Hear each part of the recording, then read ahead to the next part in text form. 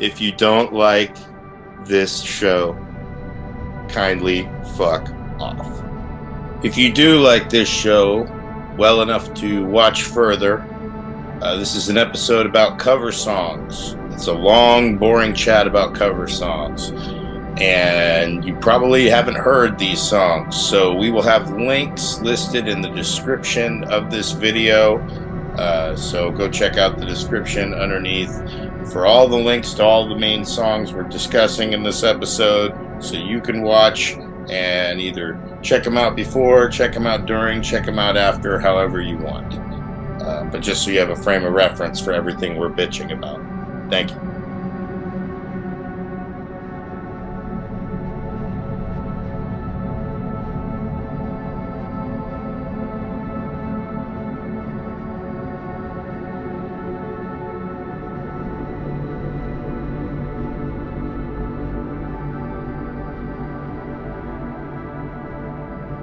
All right, welcome. We are back in meaningful times with friends, growing in popularity left and right. We're back. It's another wonderful day. Myself, me, and Dave, our panel of wonderful friends, Jason, Nathan from Newark, Ramshackle Dan in a less ramshackle setting, it seems like. Forgive the audio. Ramshackle is on locations in parts unknown, which is a very popular location in wrestling. And he is, so Ramshackle's audio is going to suck. Just want to get that. So if anybody has any feedback in regards to the audio issues, we know.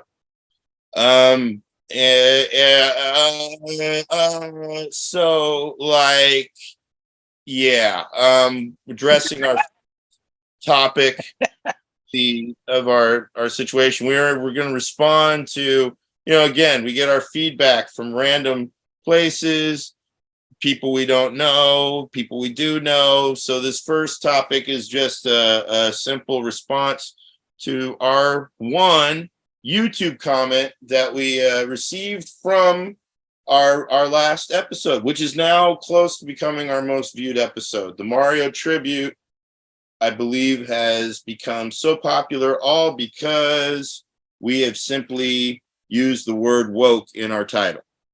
I think woke triggers the algorithm to show it to a few more dipshits out there who like to respond to strangers. Because we got the one comment was from @Richard-YK3CF. So you know that this guy is legit with the name like that. And on YouTube, and the comment was specifically, like, so, bye.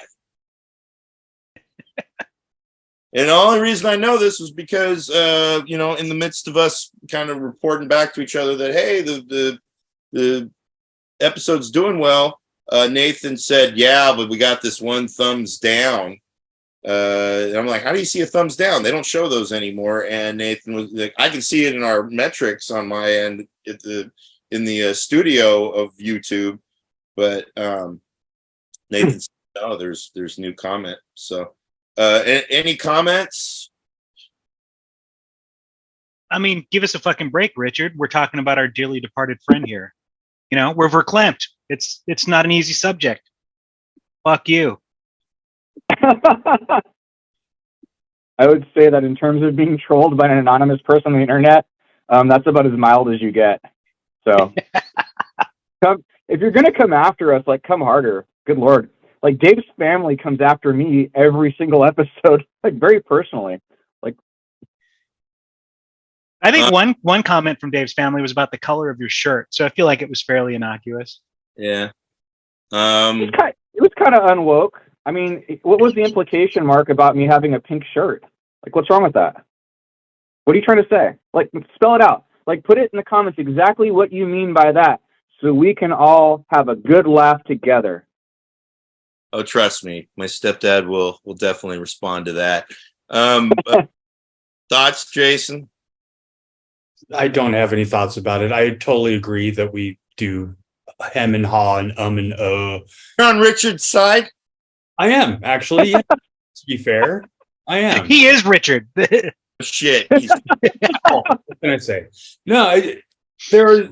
I find myself listening to stuff and listening to people talk and thinking, "Oh my god, can they please stop saying and like and like?" And I try to eliminate those things from my speech, so I pause a lot and things like that. But I still say like because I fucking grew up in Northern California in the '80s, so I can't help but say like a lot. You know what I mean? Hella. So I like Nathan's theory that it's really Jason. I think he's taking Ambien, and then his subconscious is having him. He's trolling us. All right. So that's that.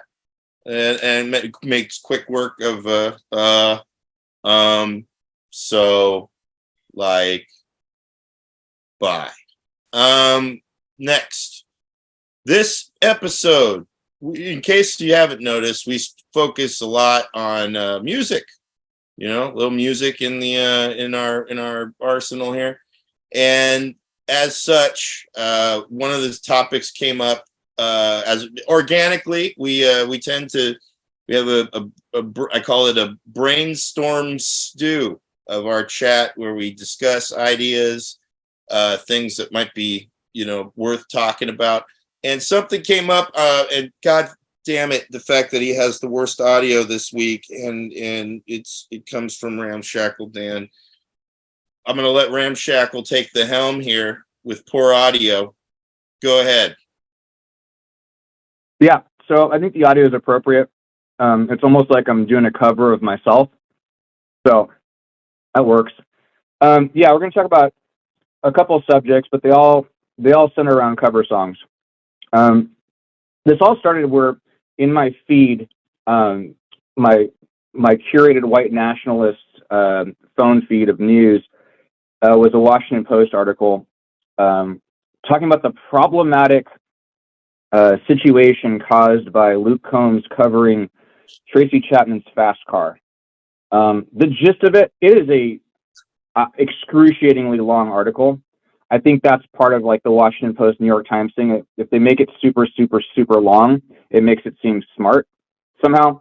But the take I can boil down pretty quickly, which is, it's awesome that that this song by a Black lesbian has resurfaced and gained notoriety and a whole new audience. And you know what? We could have just stopped there and called it a day, but we can't, can we? Can never, ever stop with this culture war bullshit. So it goes on to say, however, unfortunately, it's problematic because while we applaud Luke Combs from elevating this this work, it's also too bad that it had to be done by a white male to get this on the country charts. That's basically the gist of it. The song itself it's a pretty interesting song. I kind of falsely remembered it as being better than it was, mostly because her follow-up hit, Give Me One Reason, is just so boring. It just loops. It's just like a standard. It's a blues standard, and it got notoriety. I'm like, oh man, Fast Car was better. And it is. But the song itself, if you listen to her version, it's a 4-minute song, and it takes 2 minutes of droning in circles to get to the chorus. And the chorus is really good. Like the hook is really, really good. But the rest of the song is super boring, and she only really goes into the chorus twice. She goes at the 3-minute mark, and then again, at the 2-minute mark, then again, like I think at the 3-minute mark. But the rest of it is just like this really, really, really slow droning version. And what I noticed listening to Luke Combs' version, which I actually think is worse, because it takes all the soul out of it. His voice isn't as good. He's kind of like, he seems fine. He's like kind of your off the rack country star. Like if you just like, went to like Walmart to buy yourself a country music singer, he looks and sounds exactly like just generally off the rack. So his voice is a little weaker. There's a lot more instrumentation to it. I'll give it that. But he somehow made it longer and really didn't do that much interesting with it. But the lyrics, it really tracks as a country song. So, I think it's just like overall, the entire controversy is strange because the song wasn't that great to begin with. The cover is fine. And he really did something unremarkable with it, but it actually works really well as a country song. So I can see why he covered it. I don't know. What are your thoughts? I can't emphasize this enough. I hate country music. I'm not. It's one art form that I just don't have an open mind for. I mean, I've lived in the Bay Area my entire life, so I don't relate to country music on like a subject level. But in terms of sound, I hate country music too. And I found this song pretty inoffensive for country music. The music itself sounded quite a bit like the original, except for the vocals, which were in a country style and with a dude singing. So yeah, didn't bother me. Jason. So my fondest memory of the Tracy Chapman original was being at a lake house with Dave's family, where his stepsisters kept playing it over and over again until we finally begrudgingly said, yes, it's a good song. Okay, fine. Yes, it's good. And I never wanted to listen to it again. So I didn't listen to it, and I did not listen to the cover version because fuck that song. Fuck everything about it, and fuck the controversy, because Tracy Chapman, as I understand it, owns the rights to the song, so she's still getting paid. So what the fuck ever? Oh no, it took a white person to bring it to country music. Well, guess what? Country music is pretty fucking white. That's all I got. And blowing it up right there. I didn't remember who was with me at the lake house, whether it was you or Ramshackle, because I just remembered one of you were there, and that was my introduction to the song too. Was I have two stepsisters that are pretty much garden variety, roundabout white, maybe a little Italian in there, spiced it up a bit.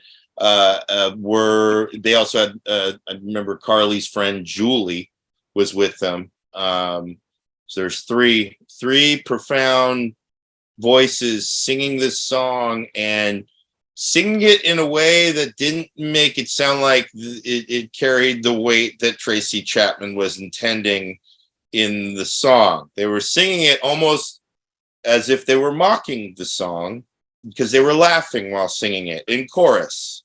That's where driving in my car, and they just were laughing. And the fact that I heard it through those voices, I don't think Tracy Chapman had that intention behind the song. The thing I thought was funny was the fact that he didn't sound all that different from Tracy Chapman, which makes me, kind of wonder if Tracy Chapman was doing whiteface this entire time with a country song. So unwoke.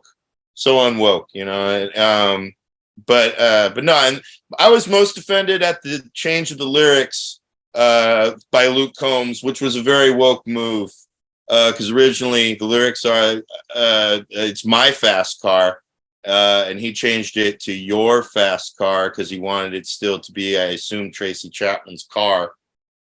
So I don't know. There was some kind of hidden subversive wokeness behind that he's trying to pull a fast one on all the white audiences that were clearly buying his song, not knowing that it was written by a black lesbian. But yeah, more power to Tracy Chapman making some money. That was our introduction into this topic. The topic really is cover songs.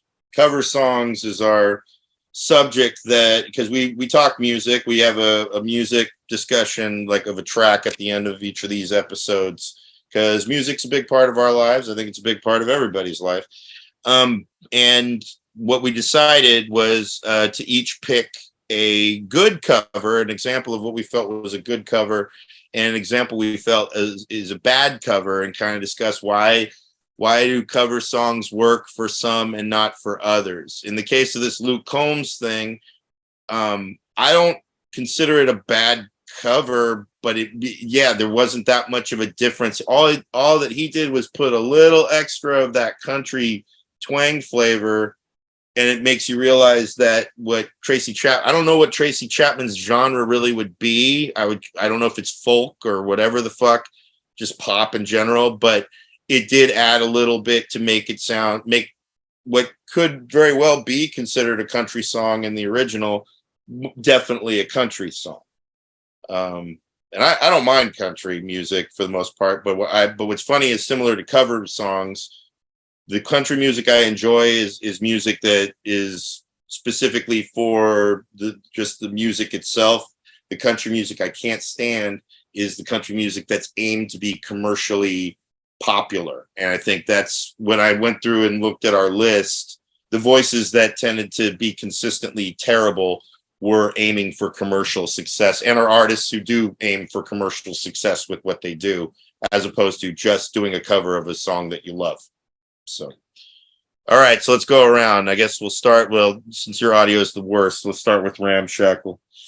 So yeah, I mean, the basic premise was you can cover a song, and we've covered songs before. I remember we covered, for Dave's birthday, we did a show, Ben and I practiced Sick of You by Guar, and Dave was the drummer at the time, and he just climbed on stage. Like, we just started out I mean, if anyone's heard that song, the riff is pretty clear.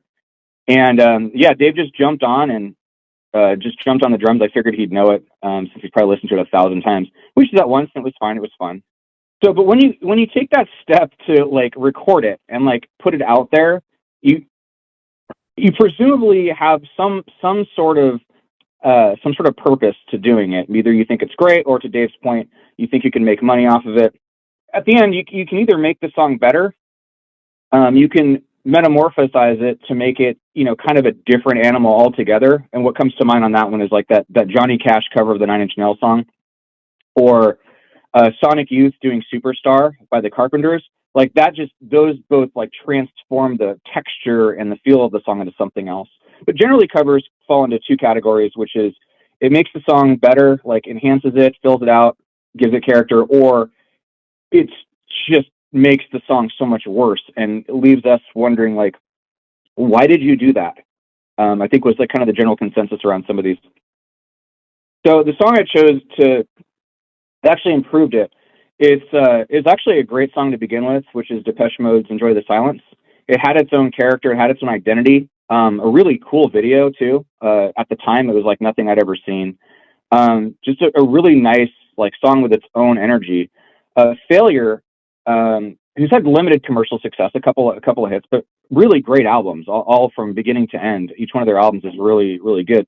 But they did this cover on, I think, a Depeche Mode tribute album, of "Enjoy the Silence," and it takes the song to another level. It fills in any of like the intentional like echoey sound of it, and just fills in with all sorts of interesting sounds, and then like signature Failure sounds too. I don't even know what to sound. It's almost like a weird like music box sound that they use in some of their music. They managed to texturize the entire thing from beginning to end. The silences, everything was just perfect. It's one of my favorite sound, like beginning to end songs ever. And I don't really like cover songs for the most part as a concept. You mentioned the band Failure, because you sound like you just Failure as if like the concept of Failure did the song justice, when you mean there's a band named Failure that has reasonable success. And I'm based on the attendance of the last show I saw of Failure. Not many people know about the band Failure. So you might want to clarify. It's a band. Yeah, I thought it was implied when I talked about their whole catalog of albums. Like, Concepts typically don't put out multiple LPs, but thanks for the clarification. Happens. I'm just saying, just want to let people know. Look them up. My wife and I are big Depeche Mode fans. We grew up with them, and we actually own this cover album of Depeche Mode tracks. So this is one of the few songs we're talking about today that I have familiarity with going in. One of the better tracks off that album, I would say. There's some that on that tribute album that kind of suck too, as you'd expect. Ramshackle Dan years ago told me, I was a fan of Failure. I think I was the first fan of Failure amongst this group. Yes. Finding their CD in the used section of CD Warehouse and taking a chance on this very creepy cover of it was called Comfort. I liked the fact that Failure was written on it. I was in a down kind of weird mode in I think it was spring of my junior year.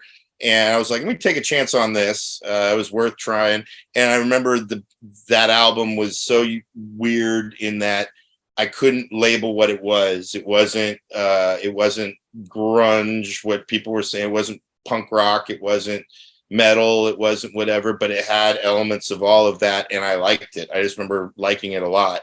And then we subsequently, Jason even remembers me. I forgot that Jason was a Failure fan until Dan pointed out he was wearing a Failure shirt during one of our episodes, and I was just texting him not too long ago. I'm like, wait a minute, you like Failure? And he was like, yeah, I went to their reunion concert. That's where I got this shirt. And it's funny because I do remember Dan really being into them. And then years later, after I kind of forgot about them, or not years, but like at one point, Ramshackle said, have you heard this cover of Enjoy the Silence? It actually sounds better than the original. And I was not particularly a Depeche Mode fan. And yeah, he shot it to me and I was like, oh, this is great. Like I love this song. I love the way that they did it. And it sounds like the original. It just rocks it up. It gives it the Failure treatment. Failure is a band, if they're a very quality band I guess what's cool about them is that if you find them and you enjoy their music, they still feel like they're like this little hidden secret of a band, that like, oh, here's this great band. And after the show I saw them, I had a Failure shirt with the frog from Magnified. And I was riding a bus out to Palo Alto waiting for the bus to show up. And this guy gets off who's on with all these professionals coming from Palo Alto. And he rolls up to me and goes, is that a Failure t-shirt? And I said, oh yeah. And he goes, oh my God, you don't see those around too often. And I was like, yeah, they just played and I caught him out at the Fillmore. He goes, oh really? I didn't even know. And so it was just told me it was terrible advertising, I guess. I don't know. Things are weird now. Yeah, Failure is a great band.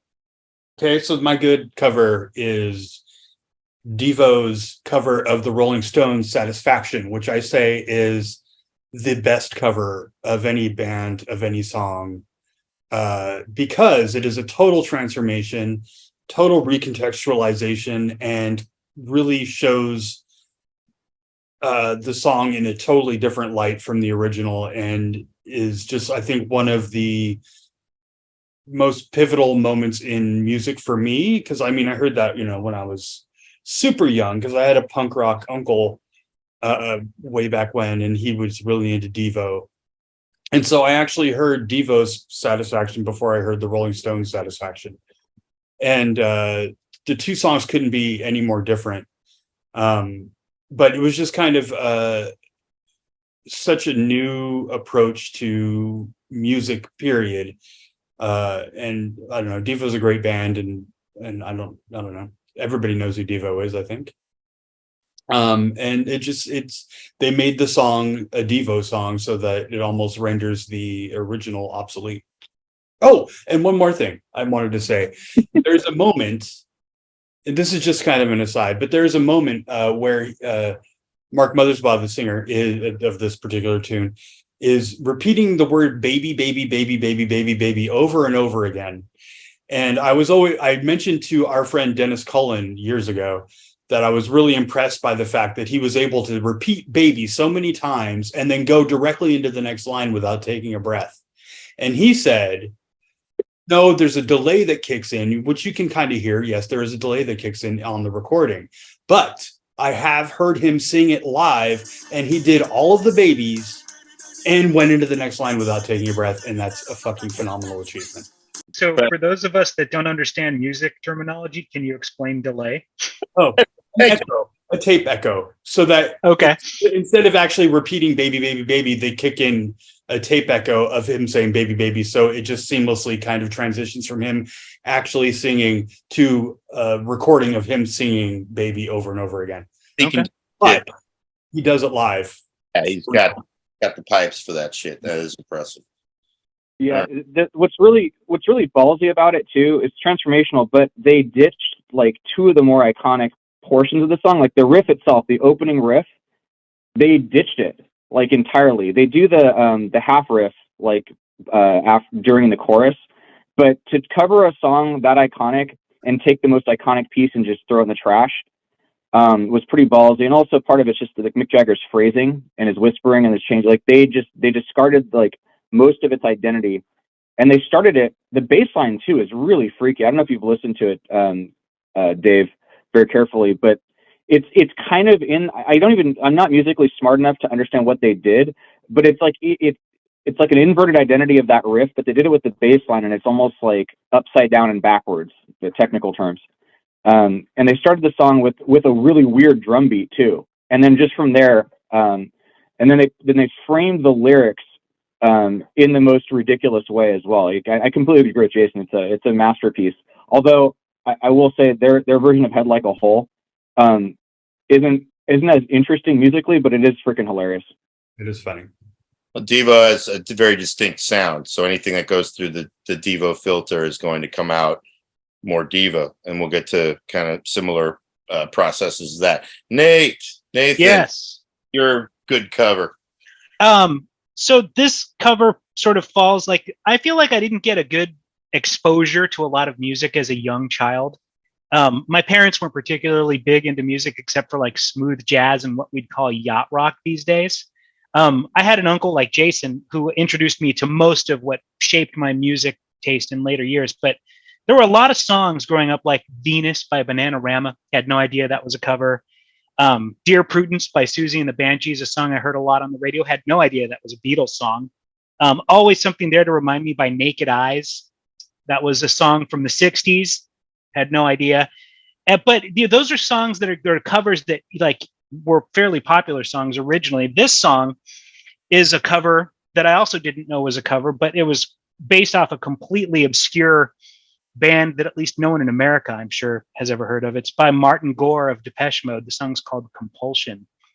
Came out in '89 when I was about 14. It was a huge song at that time. And I think, anyone who grew up listening to Depeche Mode, New Order, that type of music, would know this song. I think listening to it now, if you've never heard this song, it would sound a little weird, based on like the vocal stylings of Martin Gore and just being sort of like cheesy 80s synth pop. But I don't know. I feel like in terms of quality, it's a wash. I feel like the original version and the version Martin Gore did are equally good, just in different ways. What do you guys think? I think the original is incredible.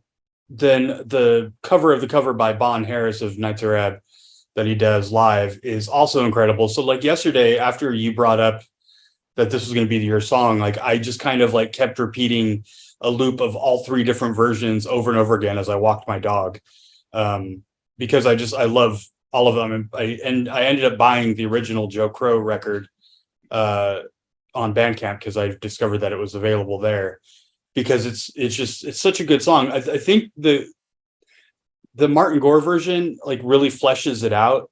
The original is kind of like I would describe it like as a rinky-dink kind of post-punk, rudimentary, weird funk guitar with some like bleep bloop kind of keyboards in it, and but the lyrical content is like so emotional and is just vague enough that you can kind of like project a lot of meaning into it. So it becomes really compelling. And then when Martin Gore does it, he just like really ups the emotional kind of aspect of it because of his fucking voice, which is, he's just like the most like emotive like singer in like from the 80s. I think one of the most emotive singers. And it's really nice in his version hearing him sing in a lower register, because he's usually singing really high in Depeche Mode.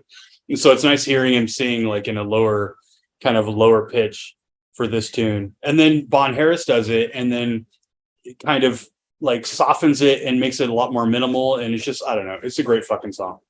That's, You guys are speaking Chinese as far as I'm. As soon as I heard this is what my first thought. Oh, this is Nate music.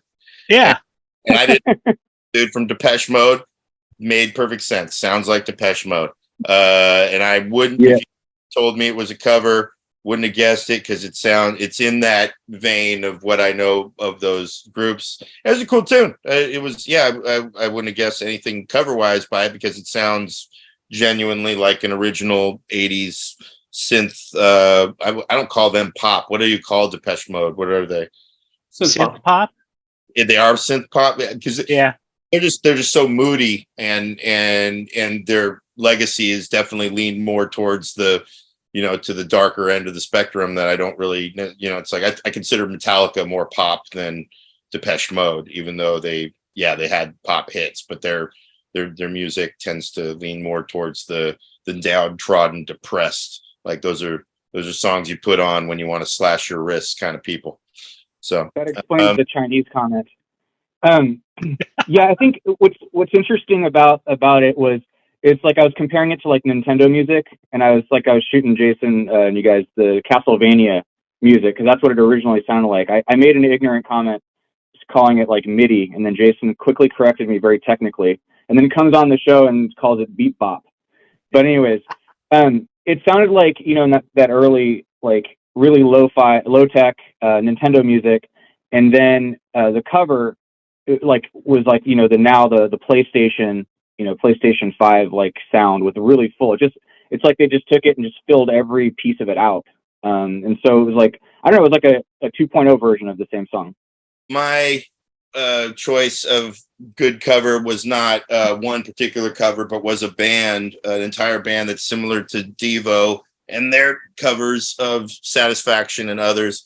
Because I couldn't pick just one, and it's because of that fundamental principle of what you described of what Devo does to Satisfaction is what the Melvins. I'm wearing a shirt that's a cover of.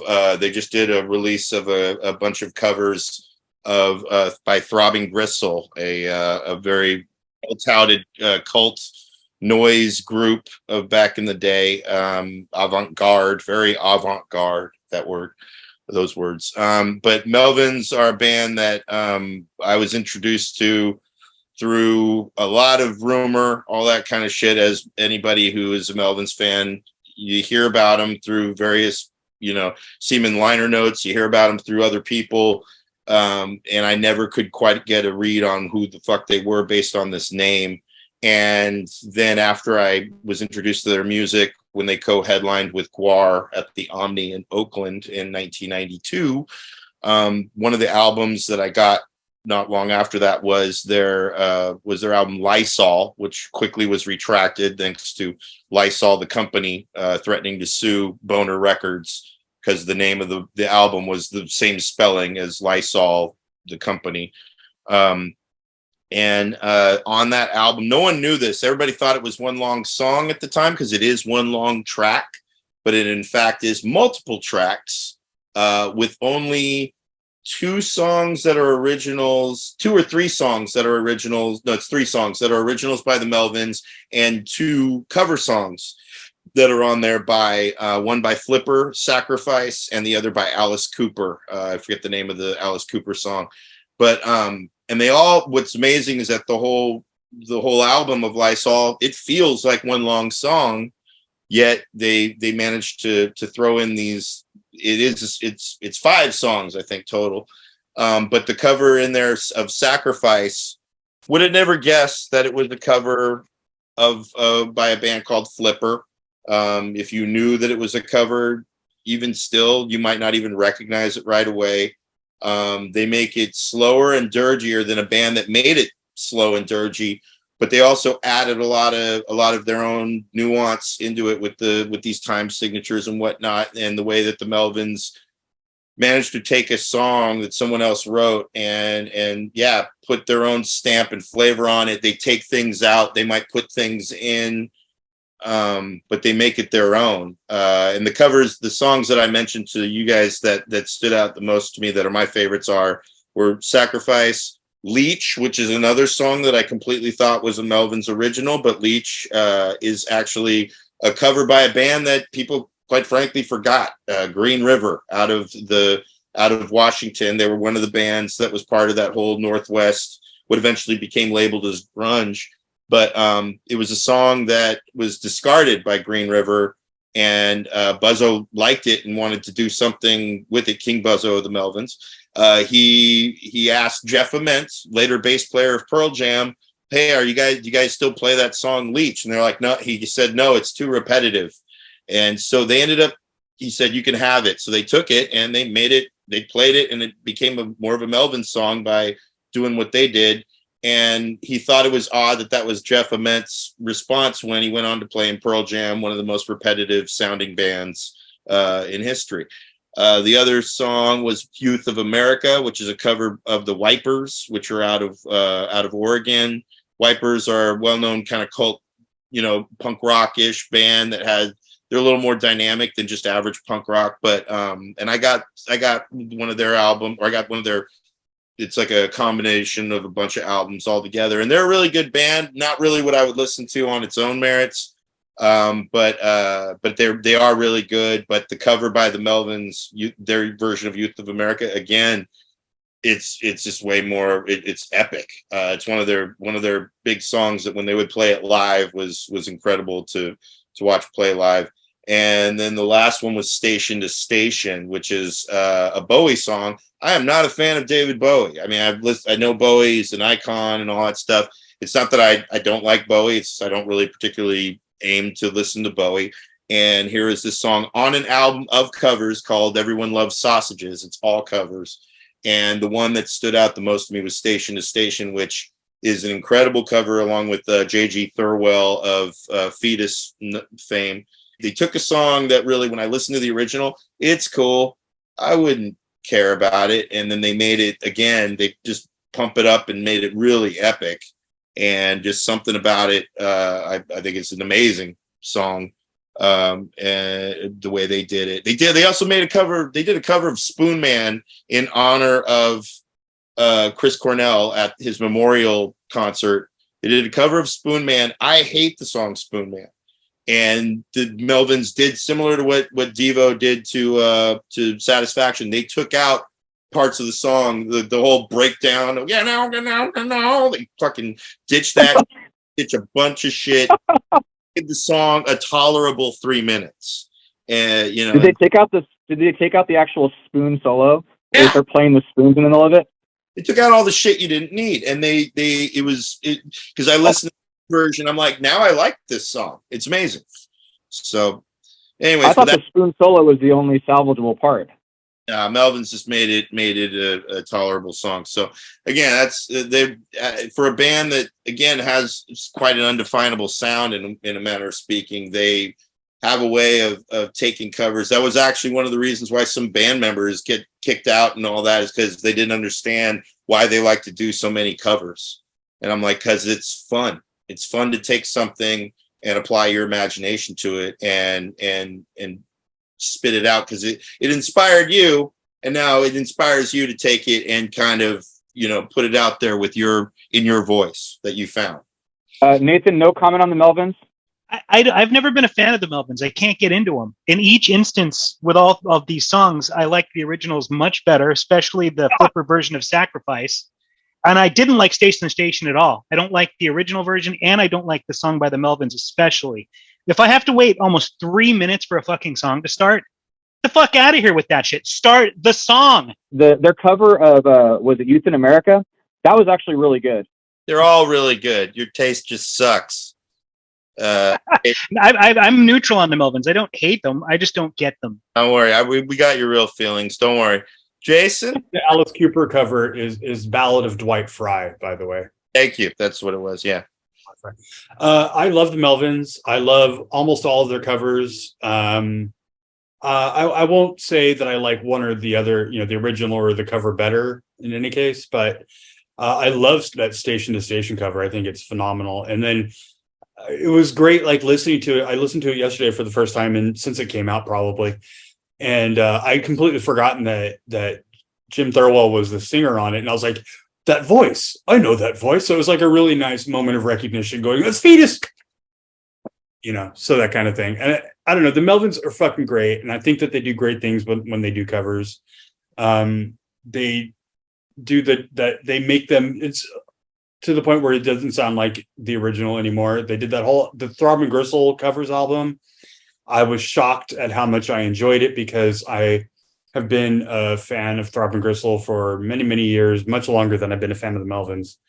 And so those songs are like really important to me in weird ways, because I heard them when I was a young teenager. And so, they have that much more like weird importance to me.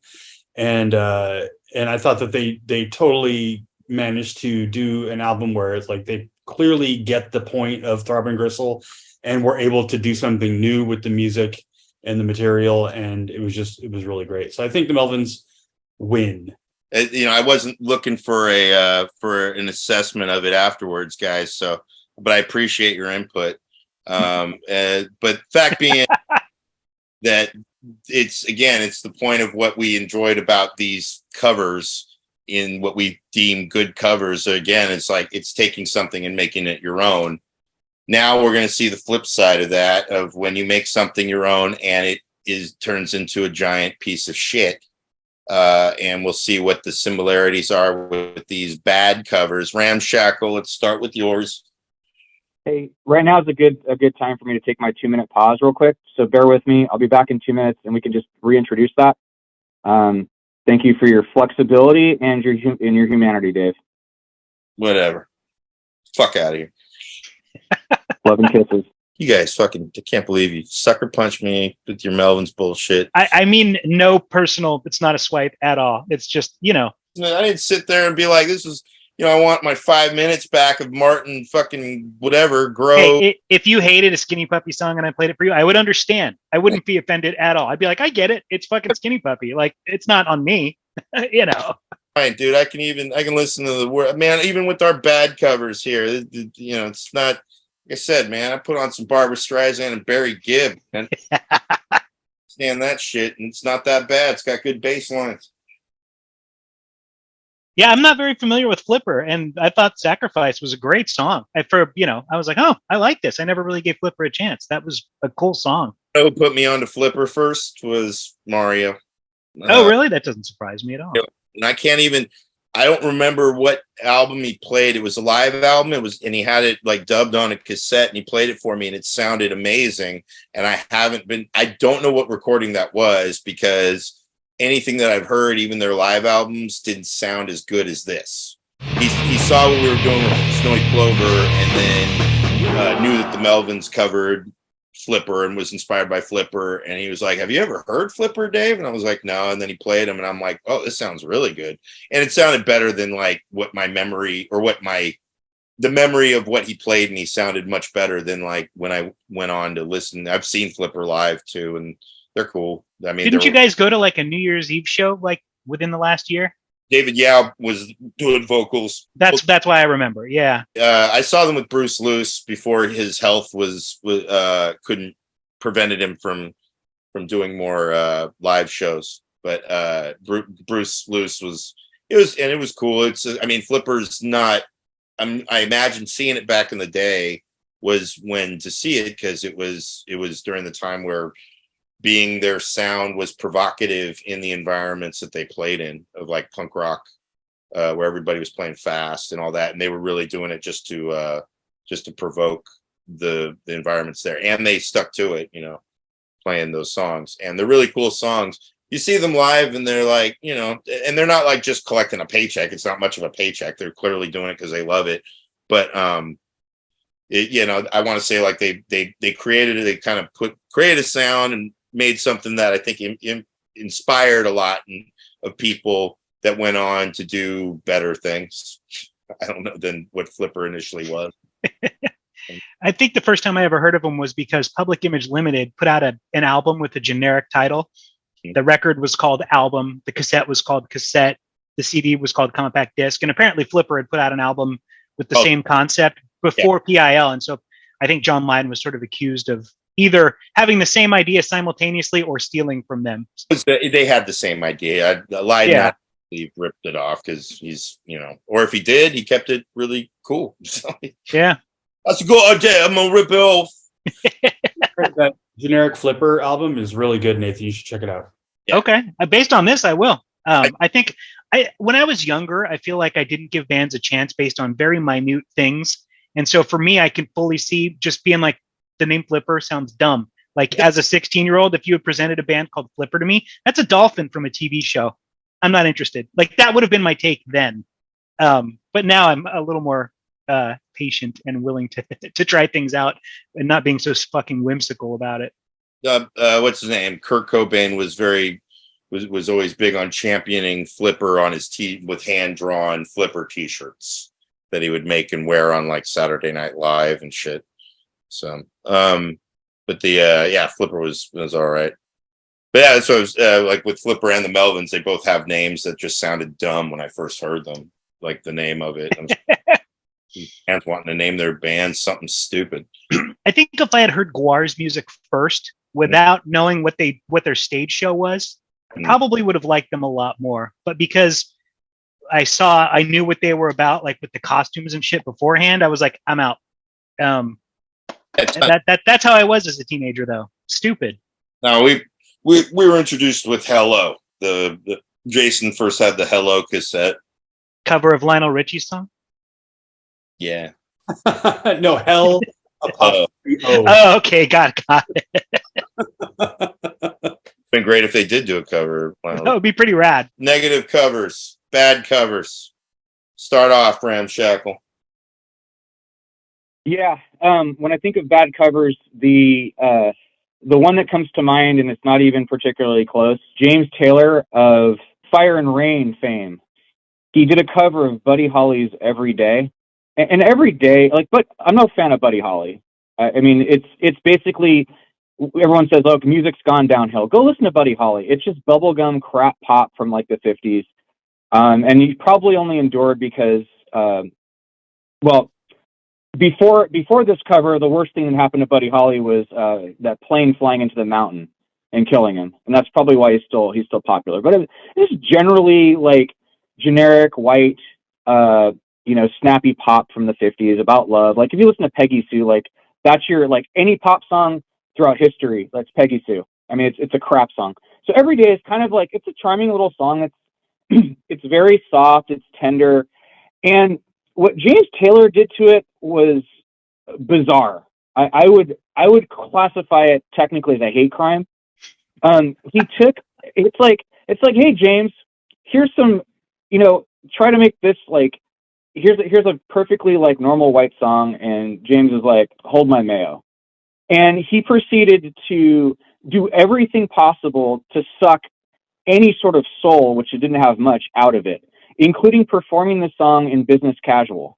Like if you watch the video, he's wearing like pleated pants, a tucked in shirt. He's found the most bizarre people. There's like, the song has almost no texture to it to begin with. He put like 20 people in the song to just make it weird and worse and long. And it's a slow song to begin with, but he just rips out its like barely beating heart, pulls his pleated dockers around his ankles, and just proceeds to take a hot steaming dump all over the legacy of Buddy Holly. It's like I would call it a musical equivalent of a back alley abortion. Like he just took his rusty coat hanger and his shop vac and just went to work on this song. And what came out the other end is it should be tried at the Hague. So anyways, not a fan of that song. Yeah, I heard it, and I realized, the song I was familiar with, did not know it was Buddy Holly. And James Taylor, though, is like one of he's like one of the original kings of elevator music.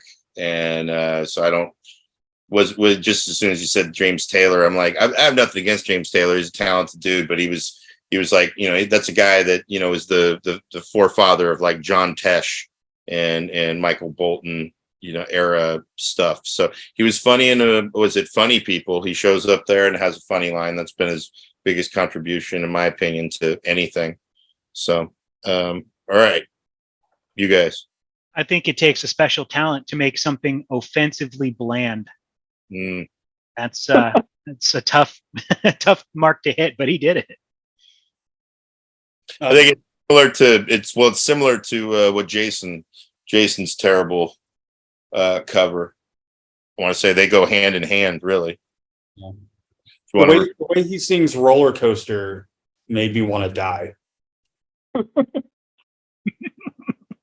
Well, since they are related, Jason, what was your bad cover? My bad cover is another Bowie cover.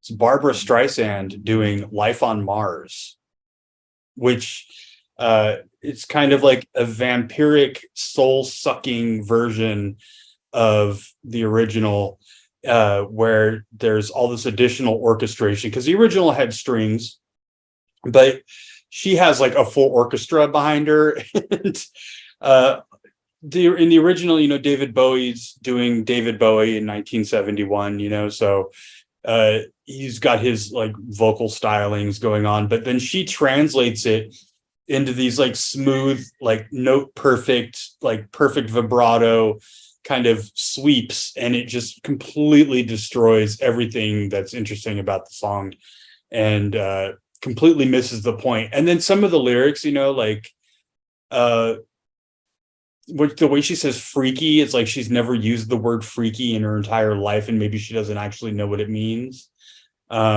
It's really absolutely terrible. Terrible.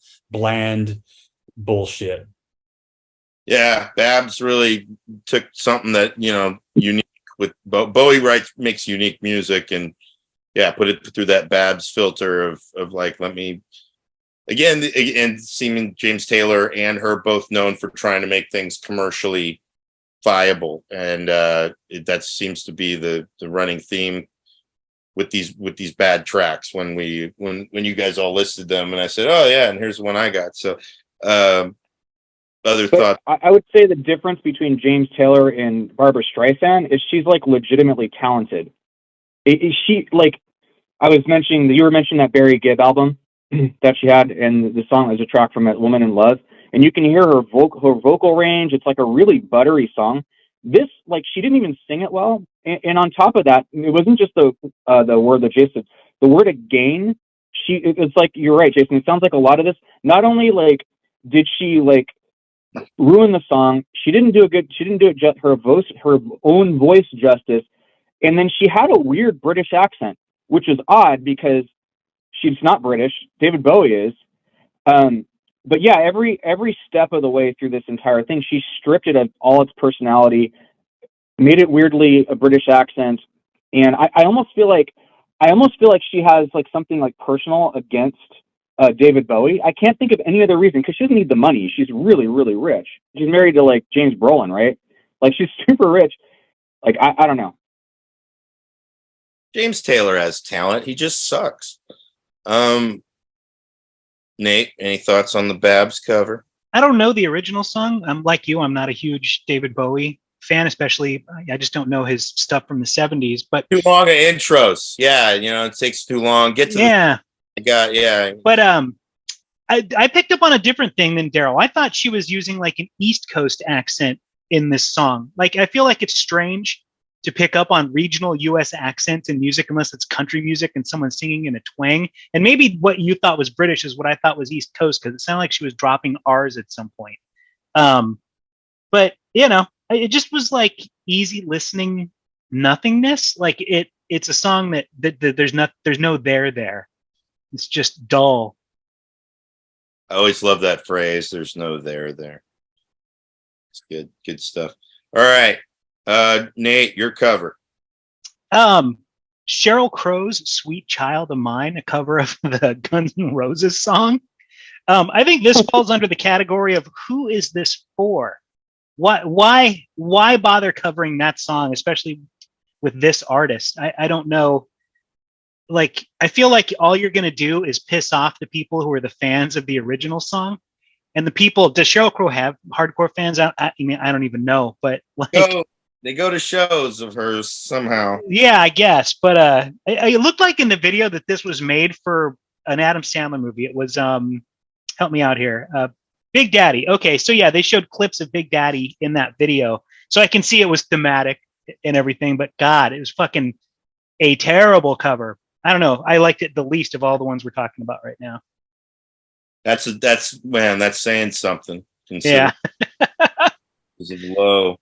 When I remember, I have this memory of it when you mentioned it, and I was it was one of those things where I was like, oh, that's right, she did cover that song, and then looking back on it just seeing that it was for a movie, Big Daddy, my hunch was, because of the nature of the movie and Adam Sandler being such a corporate commercial entity, they wanted a version of it. Like, I don't know. I doubt it was Sheryl Crow who was so much wanting to do it as much as it was pitched to her, because she was a voice that could soften the sound of such a song and make it seem like it was cute for this stupid fucking movie of Sandler raising a kid that, wasn't his, or whatever the fuck the story was. And it was a hit movie. So the song is going to be, again, a commercial success in that regard. So, but yeah, it's funny. The irony though, that it was Sheryl Crow making this song that, yeah, would piss off fans when, as was pointed out in our chat, that Guns N' Roses themselves did some odd covers in their Use Your Illusion albums. They did Knocking on Heaven's Door and Live and Let Die, which were funny to me. I just recently found some free downloads of those albums and was texting Jason about how much I enjoyed those albums because they were pissing off Guns N' Roses fans, because I was never a Guns N' Roses fan.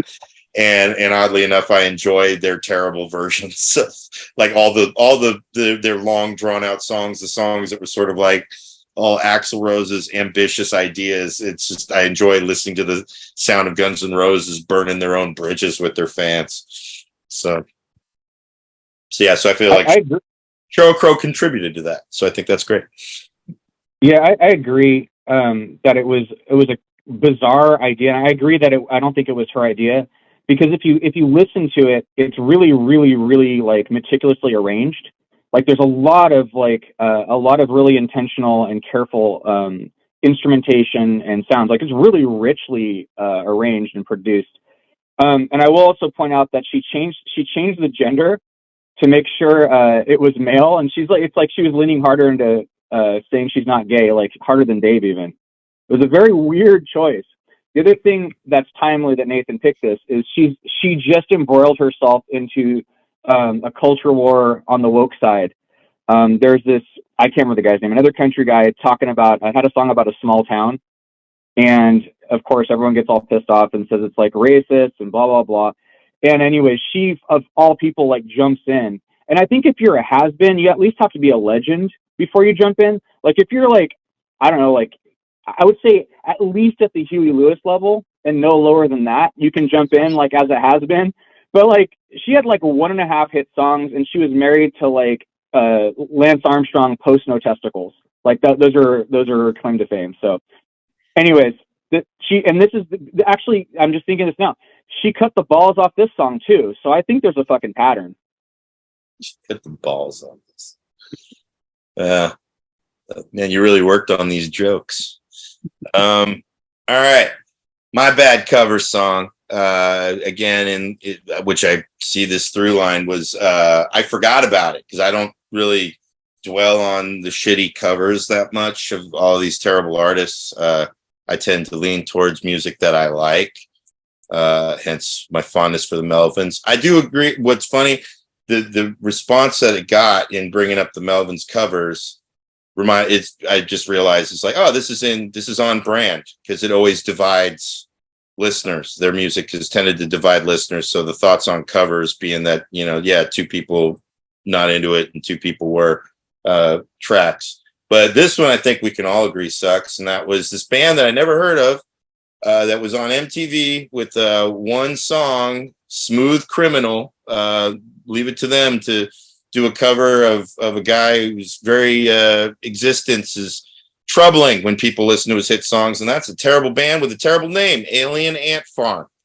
It's fucking one of these horseshit Blink 182 whatever wannabe bands that they were throwing at us. And this is a band with no other songs. That I think Ramshackle mentioned that there was some song, I don't fucking remember any song by this group other than they were doing the terrible trend of what makes a cover song worse, which is also a trend right now, which is taking something from a genre that's not yours and trying to overcompensate with your difference of genre. So here you have Smooth Criminal, which is a popular R&B pop hit by Michael Jackson, and putting it through this pop punk fucking filter of trying to do it with the amplified, like clever horseshit thing that was popular in the 90s or whatever, and trying to make it so different, but yet so catchy as well.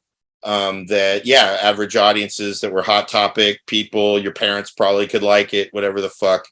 It appealed to that. It was completely, again, for commercial viability, because it was this one song that put this band on a map as a one-hit wonder that wasn't even their hit.